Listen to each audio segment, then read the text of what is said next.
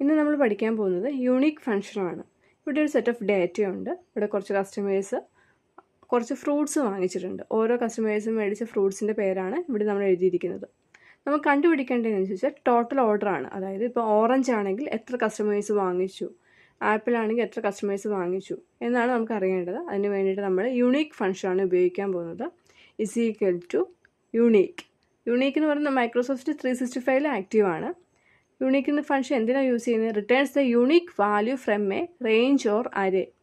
കണ്ടോ, ഇവിടെ ഈ ഫ്രൂട്ട്സ് എന്ന് പറഞ്ഞ ആ റേഞ്ചിൽ അതിലുള്ള യൂണിക് വാല്യൂ മാത്രം സോർട്ട് ചെയ്തെടുക്കുന്നു. ഇപ്പോൾ നമുക്ക് കുറച്ച് ഫ്രൂട്ട്സിൻ്റെ പേര് കിട്ടി. ഇനി നമുക്കറിയേണ്ടത് എത്ര കസ്റ്റമേഴ്സ് അത് വാങ്ങിച്ചു എന്നാണ്. അതിന് വേണ്ടിയിട്ട് നമ്മൾ യൂസ് ചെയ്യാൻ പോകുന്നത് കൗണ്ട് ഇഫ് ആണ്. ഇവിടെ ഇസ് ഈക്വൽ ടു, അതായത് ഓറഞ്ച് എത്ര പേര് വാങ്ങിച്ചു എന്നാണ് നമുക്കറിയാൻ പറ്റും. അപ്പം നമ്മൾ യൂസ് ചെയ്യാൻ പോകുന്നത് കൗണ്ട് ഇഫ് ആണ്. Is equal to count if open bracket,